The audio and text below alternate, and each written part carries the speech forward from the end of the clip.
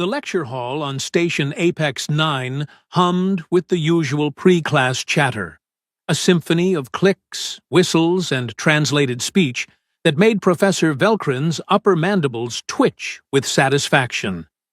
In his 43 cycles teaching xenobiology, he'd perfected the art of terrifying new cadets, and today promised to be particularly entertaining. "Settle down! Settle down!" He rapped his data slate against the podium, his 6 eyes scanning the assembled students. Mostly Galactic Union Standard species. Centaurians with their gorgeous plumage. Kelthans built like living boulders. A few whisper folk who barely registered on visual spectrum. And there, in the back row, looking criminally relaxed in her seat, was the human. Velkrin felt his breathing sacs deflate slightly. Humans, the new guys, the species who'd somehow convinced the Galactic Council they were civilized enough for membership despite coming from a planet that tried to kill everything on it every single day. "Today," he announced, his voice carrying across the amphitheater, "we discuss the single most important concept in xenobiology, threat assessment. Specifically, how to identify and avoid creatures from what we call Deathworlds." A nervous titter ran through the students. Good, fear meant attention, attention meant retention, retention meant they might actually survive their first planetary survey. Velkrin activated his holodisplay, and a massive, scaled creature materialized above the podium, rotating slowly. It had too many teeth, too many claws, and eyes that seemed to track the students, even though it was just a projection. "This," he said dramatically, letting the pause stretch until someone in the front row actually whimpered, "is a Krenth predator from Valdoris 7, a Class 4 Deathworld. Notice the reinforced bone structure, the redundant circulatory system, the venom sacs located here, here, and, oh yes, here." He pointed to various parts of the monster with his stylus. "This creature can survive in temperatures that would boil most of your blood, crush stone with its bite. And, my personal favorite detail, it hunts in packs using coordinated tactics." "Excuse me, Professor." Velkrin's eyes swiveled toward the voice. The human, of course. She'd raised her hand with the kind of casual confidence that suggested she wasn't properly afraid. Her name tag read Corporal Mira Voss, and she had that irritating half-smile humans got when they thought something was funny. "Yes, Corporal?" "How big do those packs usually get?" "Anywhere from 5 to 20 individuals, depending on prey availability. Why do you ask?" The human's smile widened fractionally. "Just curious. Sounds manageable." Several students turned to stare at her. A Centaurian cadet named Frill made a choking sound that might have been horror or incredulity. Velkrin felt his teaching instincts activate. Perfect. A demonstration opportunity. "Manageable," he repeated, tasting the word like something he'd found, stuck to his boot. "Corporal Voss, perhaps you'd care to elaborate on how you'd manage a pack of creatures that are, individually, capable of ripping through combat armor like wet paper?" Voss shrugged, and Velkrin noticed she wasn't even looking at the hologram anymore. She was examining her fingernails. "Well, they're ambush predators, right? So you'd need to control sight lines, make noise to disrupt their coordination, maybe find high ground. If they're pack hunters, taking out the alpha would probably scatter them.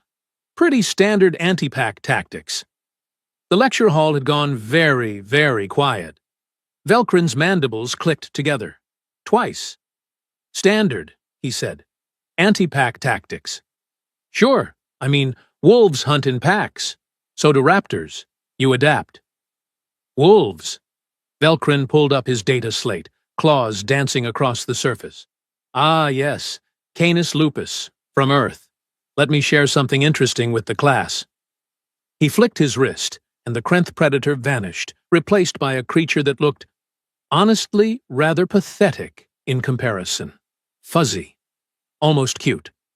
"This," Velkrin announced, is what Corporal Voss refers to as a wolf, native to Earth, a planet that is, I should mention, classified as a Class 6 Deathworld. That's 2 full classes above Valdoris 7, for those keeping track. The room's attention swiveled between the hologram and the human-like spectators at a velocity ball match. Now, class, let's discuss Earth for a moment, shall we? Velkrin was warming to his theme now. This was why he loved teaching.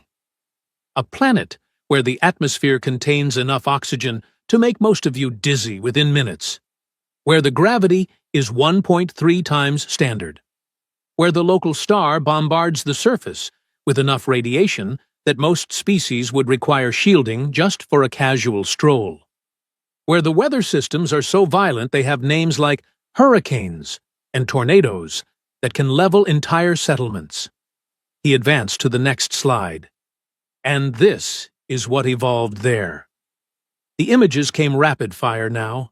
Sharks with their dead eyes and rows of replaceable teeth, bears that massed half a ton and could run faster than most Union species, crocodilians that had remained essentially unchanged for millions of years because they'd achieved evolutionary perfection in the art of killing, spiders, snakes, jellyfish with tentacles that could stop your heart. Shall I continue? Velkrin's voice had risen to what his students called his dramatic lecture mode. We haven't even discussed the microscopic threats. Bacteria and viruses so aggressive that humans developed an entire internal military system, what they call an immune system, just to fight a constant war inside their own bodies every single second of every single day. A whisperer in the third row made a sound like wind through a cracked viewport. Velkrin interpreted it as existential dread. Excellent. And you know what the truly hilarious part is? He leaned forward over the podium. Humans didn't just survive this nightmare planet. They thrived. They conquered it. They domesticated some of the apex predators for companionship. He gestured at the wolf hologram. They live with these creatures, in their homes. Let them sleep in their beds. To be fair, Voss interjected, and her voice had taken on that particular human quality that Velkrin had learned to recognize as precursor to them saying something absolutely insane. We did breed them to be less bitey over a few thousand years. Less bitey, Velkrin repeated flatly. How wonderfully scientific. Also, dogs are great.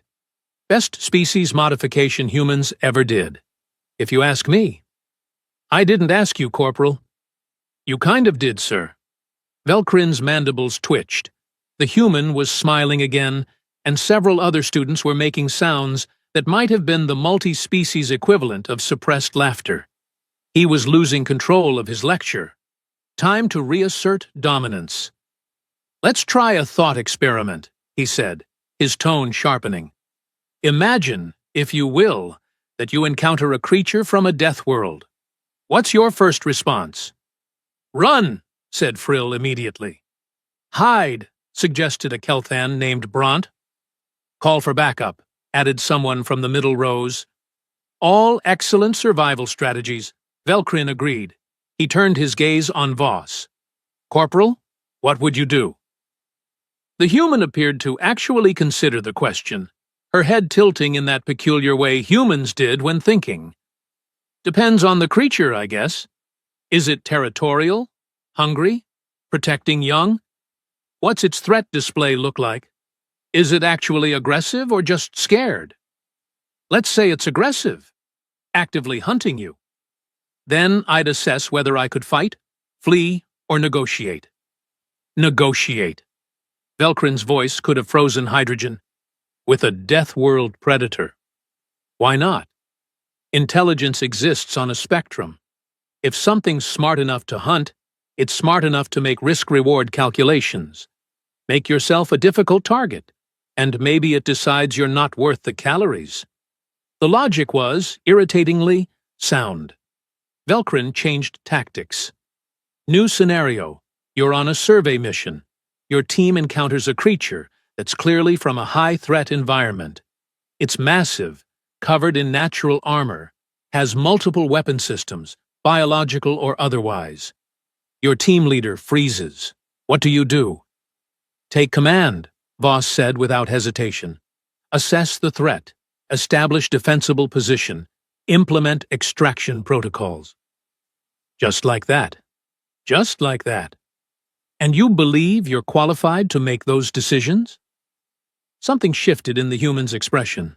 The casual amusement didn't leave, but it was joined by something else. Something harder. Professor, with respect, I'm a corporal in the Terran Expeditionary Corps. Before that, I was a ranger in the Australian outback. I've tracked saltwater crocs through mangrove swamps, avoided box jellyfish while diving, and once spent 3 days in a tree because a pack of dingoes decided I looked tasty. I've been certified in hostile environment survival on 6 continents on my homeworld. She paused. So, yeah, I think I'm qualified. The lecture hall was silent again, but it was a different quality of silence now. Respect, maybe? Or fear? Possibly both. Velkrin pulled up another hologram.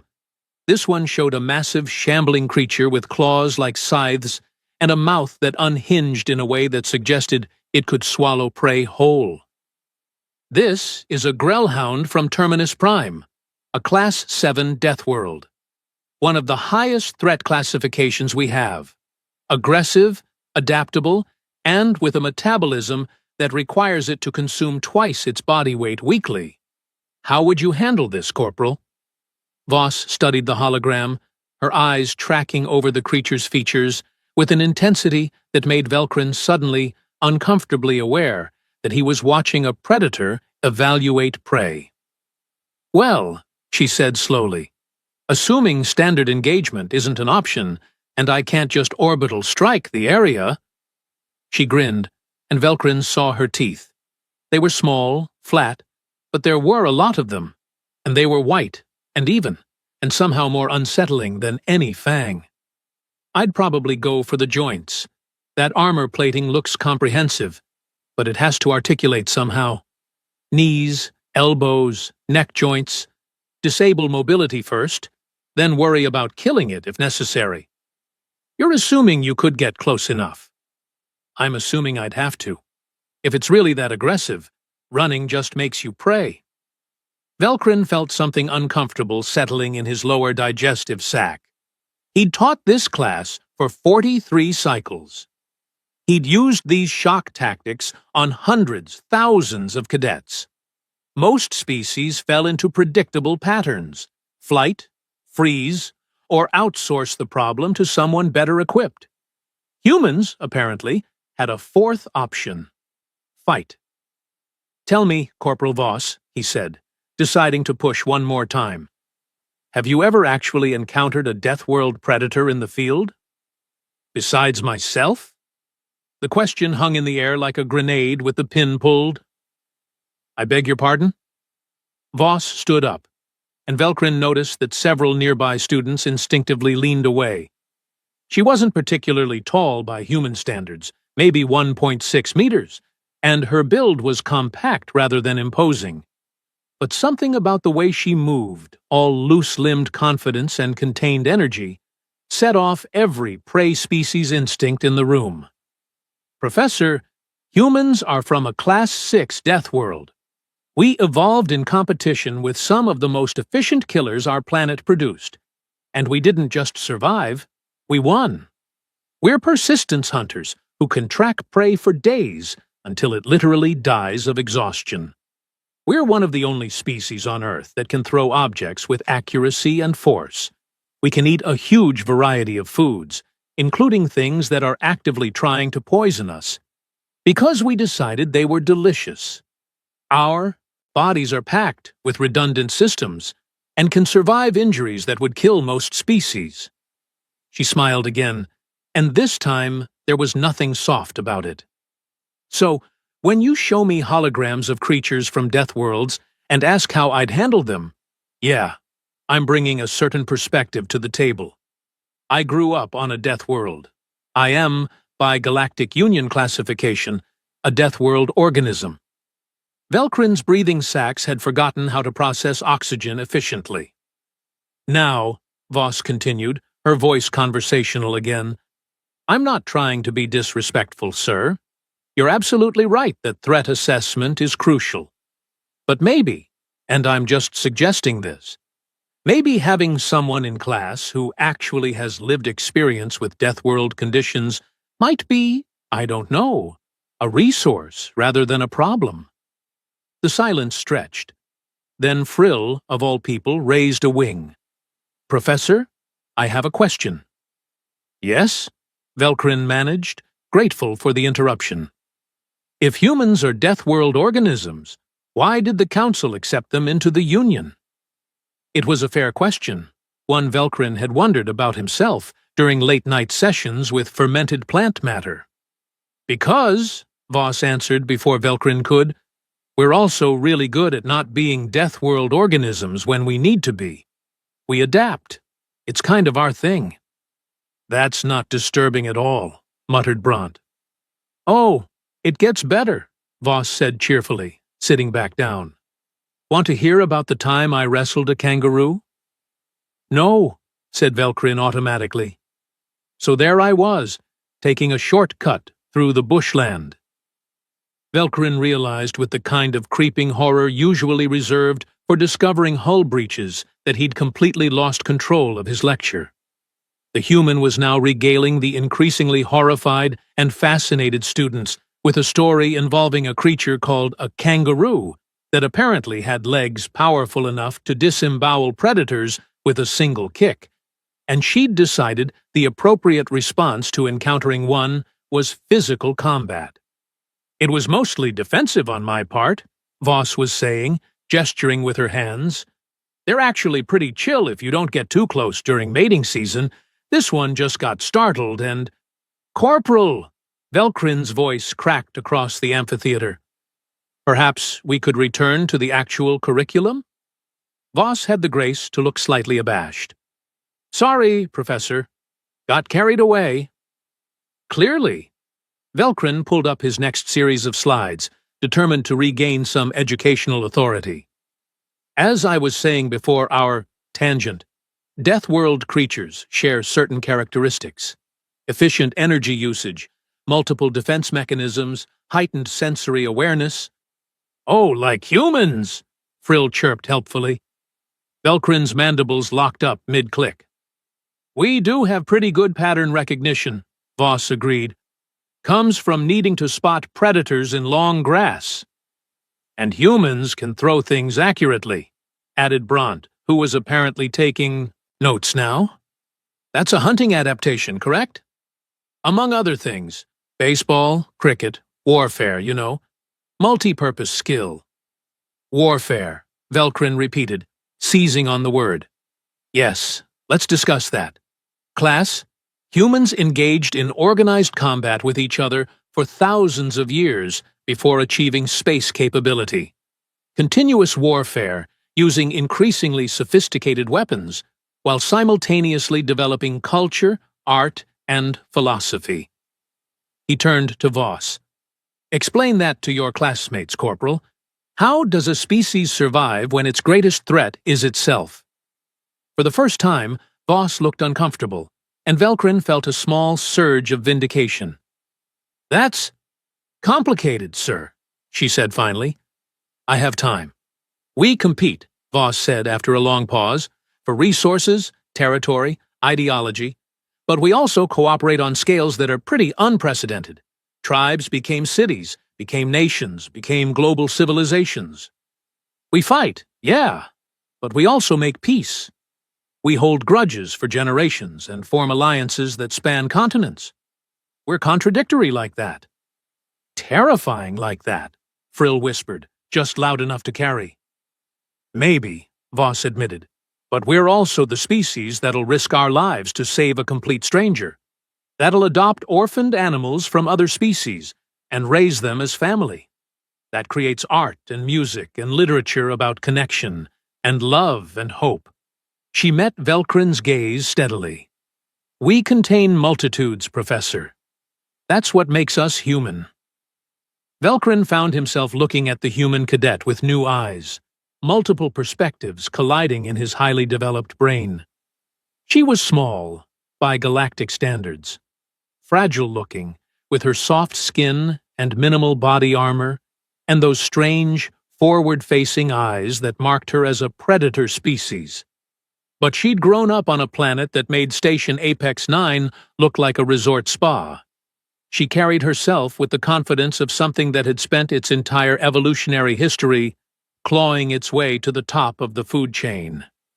And she was here, in his class, learning how to assess threats from Deathworlds, while being, as she'd pointed out, a threat from a Deathworld herself. Right, he said, pulling himself together. Moving on. Let's discuss the Yarrick from Kalos 12, Class 5 Deathworld, notable for its pack hierarchy and... He continued the lecture, but something had shifted. The students were still engaged, still taking notes, but now they kept glancing at Voss, reassessing. And Voss herself sat in her back row seat, occasionally nodding along or making small annotations on her datapad. Looking for all the world like this was just another day at the office. Which, Velcrin realized with something approaching wonder and horror, it probably was. For her, learning about Deathworld creatures wasn't academic. It was comparative biology. It was seeing what else the universe had produced that might be in her weight class. When the class finally ended, students filed, out in the usual cluster of conversation and relief. Voss hung back, and Velcrin found himself both wanting her to leave and curious about what she'd say. "Professor," she began, "I hope I didn't overstep." "You did," he interrupted, "but not in a way I'm going to report. That was..." He searched for the word. "Educational. For everyone." "Including you?" The audacity of it made his mandibles click involuntarily, but he found himself amused rather than offended. "Including me," he admitted. "Tell me something honestly, Corporal. Do humans understand how they're perceived? Out here, among species that mostly evolved on planets, where death wasn't a daily consideration?" Voss considered the question seriously. "Some do. Most don't think about it much. We know we're from a tough planet, but it's just home to us, you know? We don't think of ourselves as scary." "That," Velcrin said quietly, "might be the most frightening thing I've learned all day." Voss laughed, and the sound was bright and warm and completely at odds with everything he'd been teaching about Deathworld predators. "Same time next week, Professor? Assuming we both survive until then." "Oh, we will," Voss said confidently. "We're both from dangerous environments. We know how to adapt." She left, and Velcrin stood alone in his lecture hall, surrounded by floating holograms of creatures that had evolved to kill, to survive, to dominate their respective environments. And none of them, he thought, looked quite as dangerous as the 5'6" human who'd just walked out wearing a smile and a Union Cadet uniform. His data slate chimed with a message from the dean. "Heard your morning lecture got interesting. Coffee later?" Velcrin sent back a single word. "Definitely." He was going to need something stronger than coffee, but it was a start. Outside, in the corridor, he heard Voss laughing with other cadets, probably telling another story about Earth's nightmare fauna. The other students sounded horrified and fascinated in equal measure. Velcrin pulled up the roster for next week's class, Advanced Threat Response Scenarios. He looked at Corporal Mira Voss's name on the list and allowed himself a small, anticipatory click of his mandibles. If you couldn't beat them, he supposed, you might as well learn from them, even if they terrified you, especially if they terrified you. The simulation bay on Station Apex 9, Trau Theet Seethard 9, was state-of-the-art, which meant it could replicate environmental conditions from approximately 70% of catalogued worlds in the Galactic Union database: temperature extremes, atmospheric variations, gravity adjustments, even localized weather patterns. It was, in Velkrin's professional opinion, one of the best teaching tools available for preparing cadets for actual field deployment. It was also, he'd recently decided, the perfect place to see if Corporal Mira Voss was full of nonsense or genuinely as competent as she claimed. "Listen up," Velkrin's voice echoed. Through the staging area where 24 cadets stood in their environment suits, checking seals and equipment. Today's exercise is straightforward. You'll be dropped into a simulated ecosystem modeled after Breach 9, a Class 4 Deathworld with hostile fauna. Your objective is simple: survive for 2 hours, reach the extraction point, and don't get eaten by the wildlife. Nervous laughter rippled through the group. Frill's feathers were already fluffing with anxiety, and Bront kept checking his suit's structural integrity for the 5th time. "You'll be working in teams of 4, Velkrin continued, pulling up the roster on his display. "Computer has randomized assignments to ensure you learn to work with unfamiliar squad mates. Real survey missions don't let you pick your favorites." He watched as names appeared on the main screen. Purely by chance, or perhaps because the universe had a sense of irony, Voss ended up teamed with Frill, Bront, and a whisperer named Scylla, who communicated through translated musical tones. Perfect. A bird who startled at loud noises, a rock person who moved like continental drift, a being made mostly of cohesive gas, and a human from a death world. This would either be a disaster or incredibly entertaining. Possibly both. "Equipment check in 5 minutes, then we begin," Velkrin announced. "Remember, the creatures in this simulation are holographic, but the environmental hazards are quite real. The computer will register fatal injuries and remove you from the exercise. Try not to die in the first 10 minutes. It reflects poorly on my teaching." Voss was adjusting her gear with practiced efficiency, helping Frill secure a loose strap on his oxygen reservoir while explaining something that made the Centaurian's crest feathers settle slightly. Velkrin approved. Knowing your equipment mattered, but so did team cohesion. The simulation bay doors hissed open, revealing dense jungle foliage that hadn't existed 5 minutes ago. Holographic technology combined with real plant matter from the station's hydroponics bay created an environment that looked, smelled, and felt authentic. Humidity rolled out in a wave that made several students adjust their suit settings immediately. "Beginning in 3, 2, 1, Velkrin announced from the safety of the observation deck. "Try not to disappoint me." The teams dispersed into the artificial wilderness, and Velkrin settled into his monitoring station, multiple screens showing different squad perspectives. This was always his favorite part, watching theory collide with practice at high velocity. Team 7, Voss's squad, moved into the jungle with a notable lack of coordination.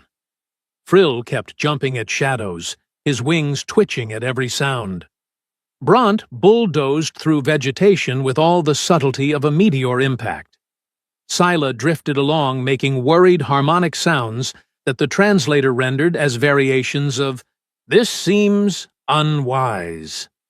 And Voss moved like she'd grown up in places, like this, which, Velkrin reminded himself, she basically had. "Okay, team huddle," Voss said through the comm system, and Velkrin noted she'd taken command within the first 3 minutes. "Interesting. We need a strategy. Bront, you're our heavy. If something attacks, you're our wall. Frill, your eyes are better than ours in multiple spectrums. You're on lookout. Scylla, you can slip through spaces we can't, and you're nearly invisible in fog or mist. You're our scout. I'll coordinate and handle anything that gets too close." "And if something big shows up?" Frill asked, his translator making his nervousness abundantly clear. "Then we don't fight it. We avoid, evade, or outsmart it. Fighting is always the last option, because fighting means something went wrong with options 1 through 10. Velkrin found himself nodding along in the observation deck. Solid, tactical thinking. Humans might be Deathworld crazy, but apparently they weren't stupid about it. The first 20 minutes passed relatively smoothly. Team 7 made steady progress toward their objective marker, avoiding the larger Predator holograms that the system spawned at regular intervals. Voss kept them moving at a pace that balanced speed with caution, and even managed to keep Frill from panicking when a simulated flying creature the size of a small shuttle passed overhead. Then, the simulation decided to get interesting. Velkrin watched as environmental sensors registered a temperature drop in Team 7's sector. Fog rolled in, thick and gray, reducing visibility to maybe 3 meters. Perfect ambush conditions for the sector's apex predator, the breach hound, a pack hunter with thermal sensing and a very bad attitude. "Titan formation," Voss said immediately, her voice calm. "Scylla, how's your visibility in this?" The whisperer made a sound like wind chimes. "Better than yours. I can sense density variations." "Good. You're our eyes. Frill, switch to thermal if you can. Bront, close up the gap. Something's coming." "How do you know?" Bront rumbled. "Because this is exactly when I'd attack if I was hunting us. Low visibility, terrain advantage, and we're in the open." The first breach hound materialized from the fog like a nightmare with too many legs. The hologram was perfect: scaled hide, bioluminescent markings, and a mouth that opened wide enough to swallow Frill whole. Frill screamed. Bront froze. Scylla made a sound like a broken flute. Voss moved. She didn't run toward the creature, which would have been suicidal, or away from it, which would have triggered its chase instinct.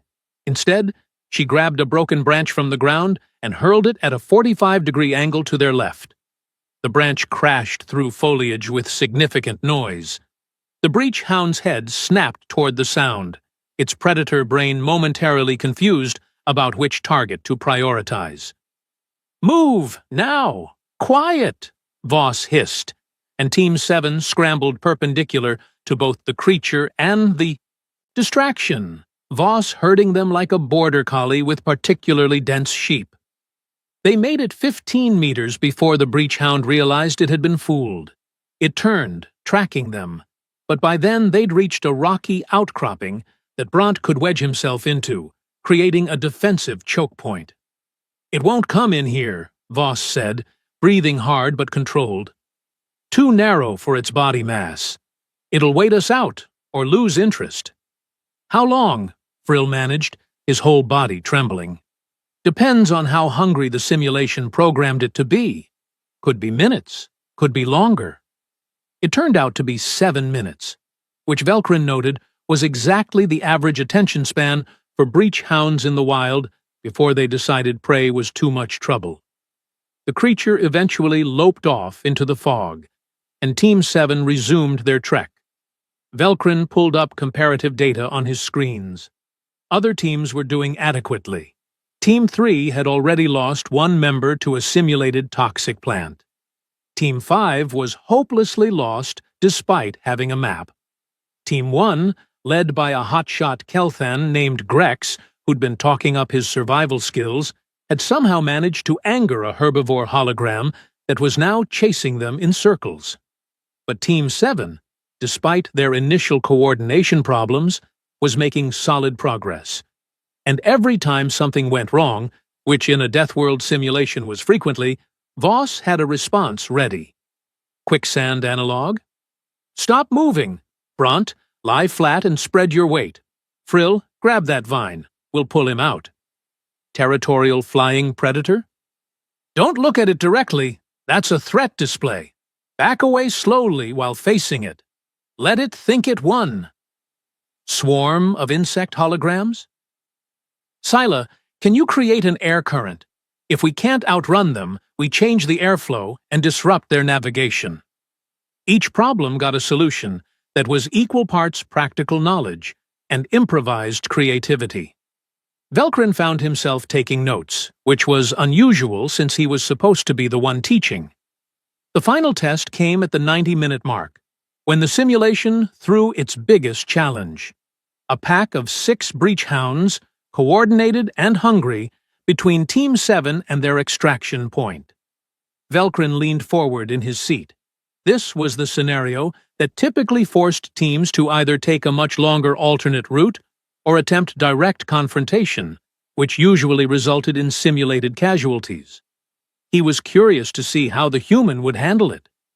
Team 7 crouched in the underbrush, watching the pack patrol their intended path.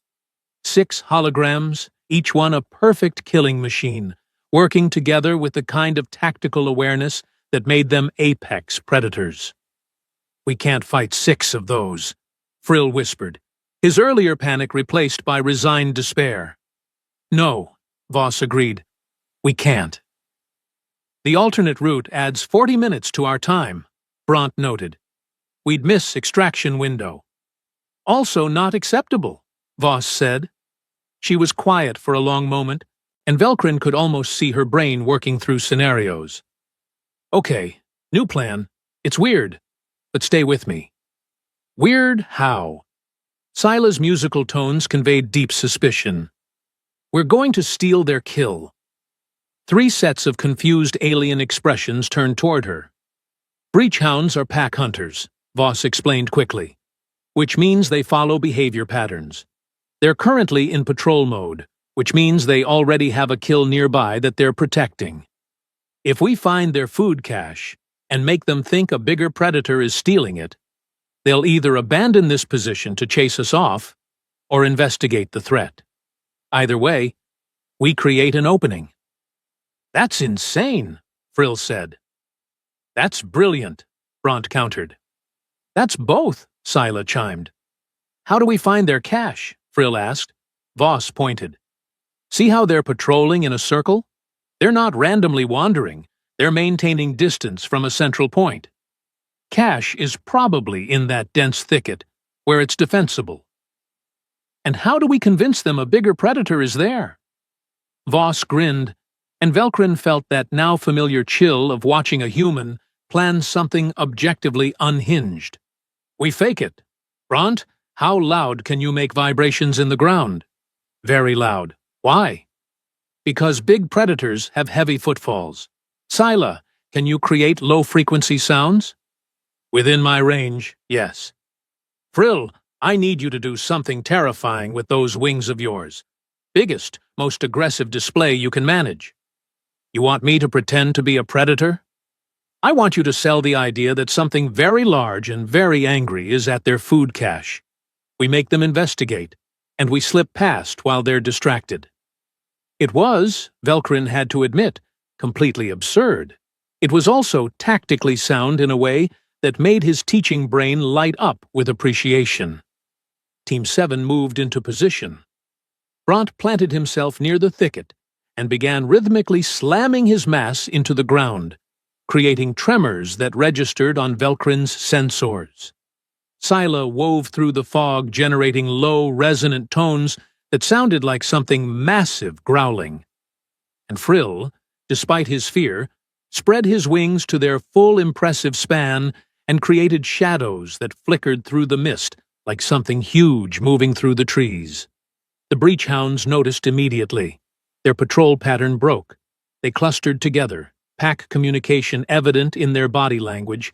Then 4 of them loped toward the supposed threat, leaving only 2 guarding the path. "Now," Voss whispered, and Team 7 moved with surprising coordination, skirting the edge of the clearing, while the holograms were focused elsewhere. They made it 30 meters before the remaining guards noticed, but by then, Team 7 was in dense cover and moving fast. Behind them, Velkrin watched as the simulation's predators eventually figured out they'd been tricked. The holograms circled in confusion for several moments before resuming their patrol, but by then, Team 7 was long gone. "Extraction point in sight," Voss reported, and sure enough, Velkrin's screens showed them approaching the designated zone with 12 minutes to spare. They crossed the threshold, and the simulation powered down. Jungle faded to reveal the metal walls of the bay, and teams began filtering back through the exit points. Velkrin made his way down to the debriefing area, where cadets were removing their gear and chattering about their experiences. Team 1 looked exhausted. Team 3 was missing 2 members who'd been killed by simulation hazards and teleported out. Team 5 had barely made it back in time and looked like they'd aged 5 cycles. Team 7 looked like they'd been on a mildly interesting hike. "Corporal Voss," Velkrin called out. "A word." She jogged over, frill trailing behind like an imprinted duckling. "Yes, Professor?" "That was the most unconventional approach to the final scenario I've seen in 12 cycles of running this simulation." "Is that a good thing or a bad thing?" Velkrin's mandibles clicked in what might have been approval. "That remains to be seen. Walk me through your logic. The distraction tactic, specifically." Voss shrugged, pulling off her helmet and running a hand through hair matted with sweat. "Predators are predictable. They have behaviors hardwired by evolution. If you understand the behavior, you can manipulate it. The breach hounds hunt in packs, which means they coordinate, which means they communicate, which means they can be fooled if you present the right stimulus. And if your assessment had been wrong, then we'd have taken the long route and missed extraction. But the risk-reward calculation favored trying the trick. Worst case wasn't death, just failure. Best case saved us time and energy. You gambled. I made an informed tactical decision based on available data. That's a very diplomatic way of saying you gambled. Voss grinned. Okay, I gambled, but I won. Velkrin looked at her, this small human who'd just outperformed cadets with twice her training time, and felt something shift in his understanding. Humans weren't just survivors from a death world. They were problem solvers who'd spent millions of years figuring out how to handle situations that should have killed them. They'd turned survival into an art form. "Dismissed, Corporal," he said. "And Voss? Good work."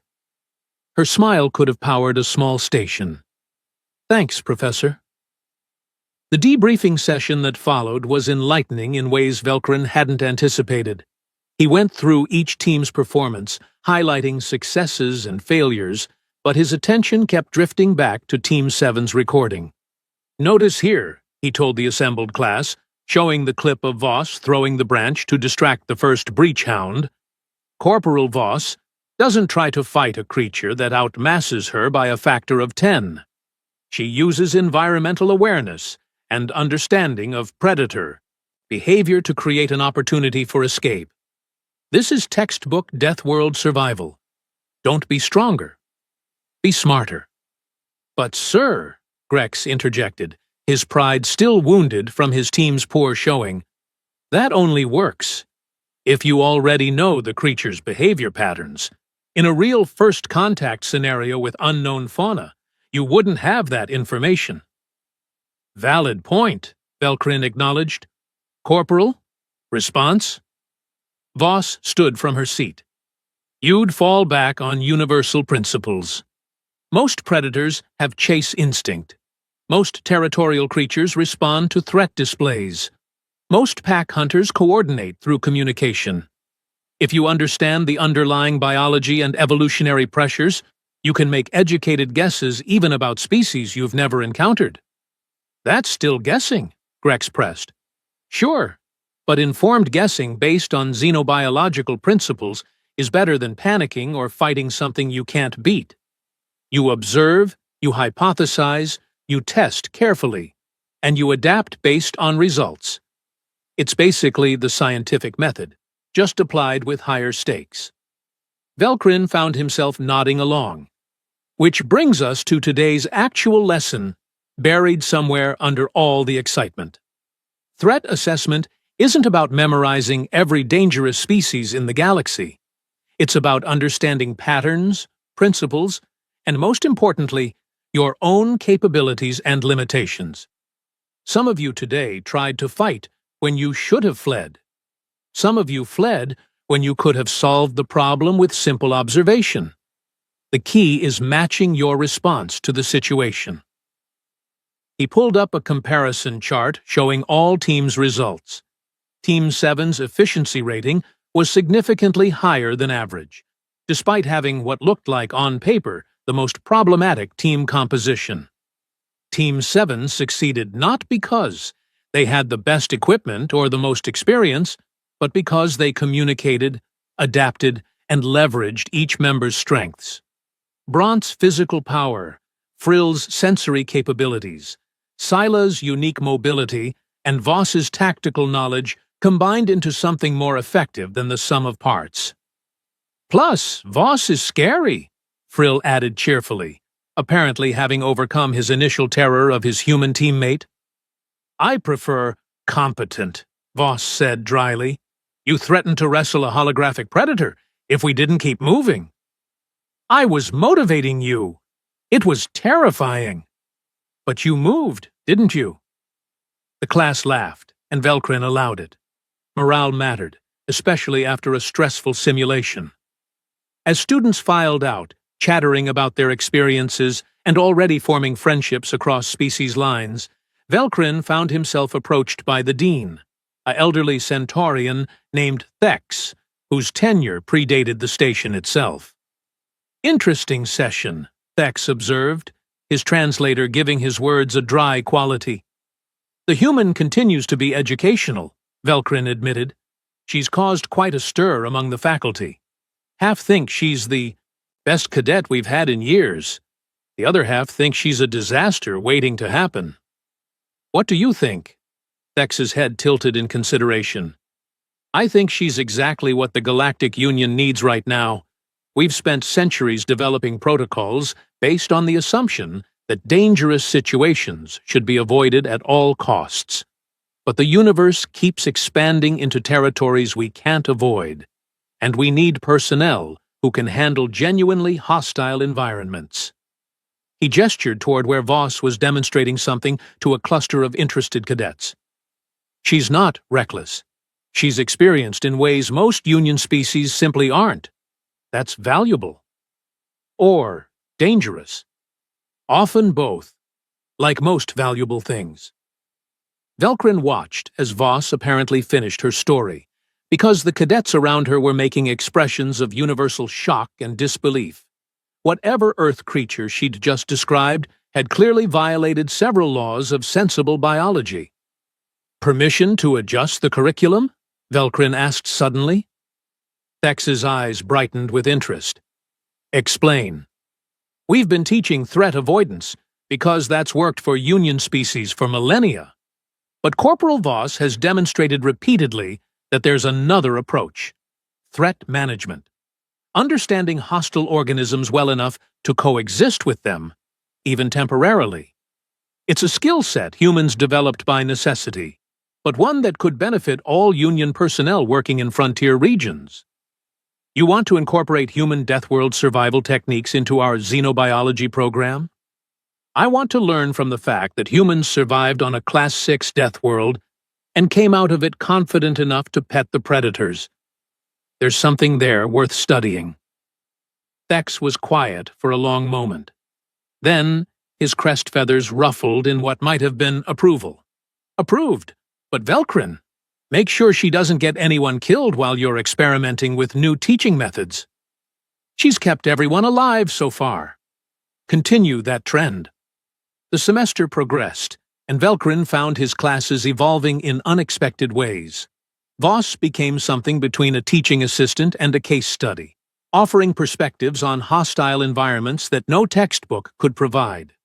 Other students, initially intimidated, began seeking her advice on their projects. Frill, who'd started the term afraid of his own shadow, requested assignment to a survey team investigating a Class 3 Deathworld. When Velkrin asked what changed, Frill said simply, "If humans can handle Class 6, I can manage Class 3.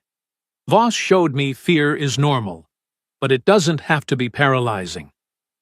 Brant developed an entire thesis on comparative predator behavior across Deathworld classifications, citing Voss's observations about pattern recognition and universal principles. Even Sila, the cautious whisperer, submitted a proposal for a study on human adaptation strategies and their potential application to Union safety protocols.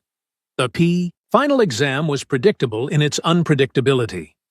Velkrin designed a scenario that combined elements of everything they'd studied. Multiple hostile creatures, environmental hazards, equipment failures, and time pressure. Team 7, now permanently configured after their simulation success, tackled it with the kind of synchronized efficiency that made Velkrin's teaching heart swell with professional pride. They didn't just survive, they solved problems, adapted to changing circumstances, and even managed to collect biological samples of the simulated organisms per the bonus objective. When Voss crossed the finish line, covered in artificial mud and grinning like she'd just won a championship, Velkrin realized something he'd been avoiding admitting all semester. He'd been wrong. Not about Deathworlds being dangerous, they absolutely were. Not about proper threat assessment being crucial. It absolutely was. But he'd been wrong about humans. They weren't just Deathworld organisms who'd gotten lucky. They were the result of millions of years of evolutionary pressure that had produced something the galaxy hadn't seen before. A species that could look at hostile conditions and see opportunities instead of obstacles. "Corporal Voss," he called as she was leaving, "stay behind a moment." She jogged back, still energized from the exam. "Professor? I owe you an apology." Her eyebrows rose. Humans were very expressive with those features. "For what?" "For assuming your confidence was recklessness. For treating you like a problem instead of a resource. For not recognizing that maybe, just maybe, having survived Earth gives you insights the rest of us lack." Voss looked genuinely surprised. "Professor, you've been great. Tough, sure, but fair. And your lectures are actually interesting, which is more than I can say for most of my Earth instructors. Nevertheless, you've taught me as much as I've taught you this semester. That wasn't supposed to be how this worked." "Maybe that's exactly how it should work," Voss said quietly. "Humans have a saying. In the beginner's mind, there are many possibilities. In the expert's mind, there are few. You're the expert on xenobiology, absolutely. But I'm the expert on growing up where everything wants to kill you. Combining those perspectives makes both of us better." Velkrin's mandibles clicked softly. "When did you become wise?" "Oh, I'm not wise. I just got really good at not dying and figured I'd share the techniques." She grinned. "Besides, you've made me think about Earth differently. Seeing it through alien eyes, understanding what makes it unusual rather than just normal. That's valuable, too. What will you do after graduation?" "Survey Corps, probably. Frontier exploration. Someone's got to check out the dangerous planets, and apparently I'm qualified." "More than qualified. You'll be excellent at it." "Thanks, Professor. That means a lot." She hesitated. "Can I ask you something?" "Of course. Are you still scared of humans?" Velkrin considered lying, considered a diplomatic answer, then decided Voss deserved honesty. "Yes," he admitted. "But it's a different kind of fear now. Less terror, more respect. The kind of fear you have for the ocean. Dangerous, powerful, but also beautiful and necessary. Does that make sense?" "Perfect sense," Voss said. "And for what it's worth, your planet's gravity would probably kill me in a week, and I think your atmospheric composition would make me pass out. So the fear goes both ways. We're all just trying to survive in environments we didn't evolve for." When you put it that way, the entire galactic civilization is one massive survival exercise. Exactly. And we're all teaching each other how to handle it. Humans share Deathworld survival skills. Other species share technological advancement and cultural wisdom. Everyone contributes what they're best at. After Voss left, Velkrin sat in his empty classroom, surrounded by holographic creatures that represented millions of years of hostile evolution. Species that had developed claws, venom, armor, pack tactics, everything necessary to survive and thrive in dangerous environments.